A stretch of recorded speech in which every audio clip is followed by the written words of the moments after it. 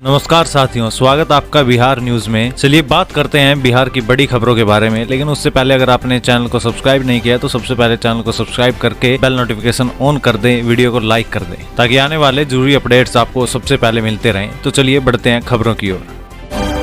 बिहार में सिपाही भर्ती परीक्षा रद्द, 5 और 7 अक्टूबर को होने वाले एग्जाम भी कैंसिल, 6 लाख कैंडिडेट्स की मेहनत बेकार।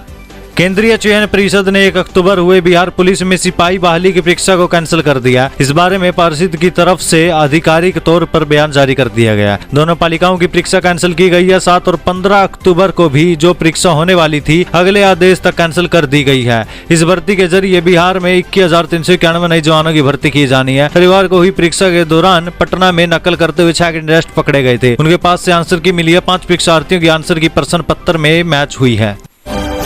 4 करोड़ की जमीन की डील 26 लाख में। आज लैंड फॉर जॉब मामले में लालू परिवार की पेशी, घोटाले की पूरी कहानी जानिए।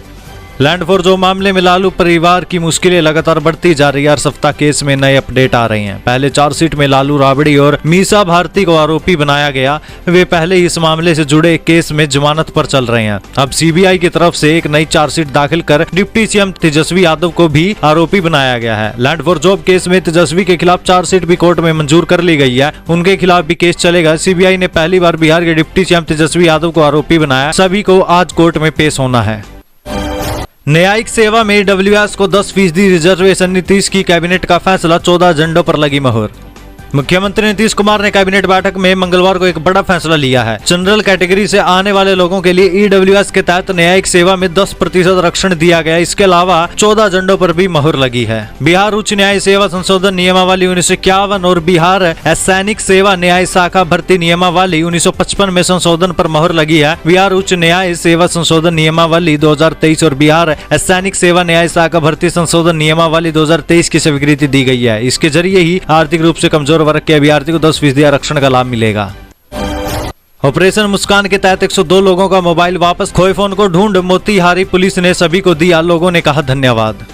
ऑपरेशन मुस्कान के तहत एक बार फिर से मोतीहारी पुलिस ने लोगों के चेहरे पर मुस्कान ला दिया। सालों पहले खोए हुए मोबाइल की आस छोड़ देने वाले लोगों को जब उनका खोया हुआ मोबाइल मोतीहारी एसपी कांतेश मिश्रा ने दिया, इसके बाद सभी की जुबान में बस एक ही बात थी, धन्यवाद मोतीहारी एसपी और पुलिस।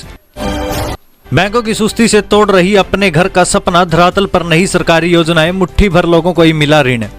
बैंक लोगों के अपने घर होने के सपने को तोड़ रहे हैं। सरकारी स्तर पर कई योजनाएं संचालित है, लेकिन फिर भी लोग बैंक से ऋण प्राप्त नहीं कर पा रहे हैं। पिछले 3 साल में किसी भी वर्ष होम लोन के लक्ष्य को 100% प्राप्त नहीं किया गया। ऐसे में घर बनाने वाले लोगों की परेशानी घटने की बजाय बढ़ती जा रही है। नीतीश सरकार ने बिहार में सवर्णों को न्यायिक सेवा में दिया 10% आरक्षण, आर्थिक रूप से कमजोर लोगों को मिलेगा फायदा। बिहार में जातीय जनगणना की रिपोर्ट सार्वजनिक करने के बाद मुख्यमंत्री नीतीश कुमार ने आरक्षण का एक और बड़ा दाव खेला है। बिहार सरकार ने सामान्य वर्ग के आर्थिक रूप से कमजोर अभ्यर्थियों को आरक्षण देने का फैसला लिया है। इस फैसले को कैबिनेट मंजूरी दे दी गई है। बिहार के 16 जिलों में भारी बारिश की चेतावनी, मौसम विभाग की ओर से सभी जिलों के लिए येलो अलर्ट।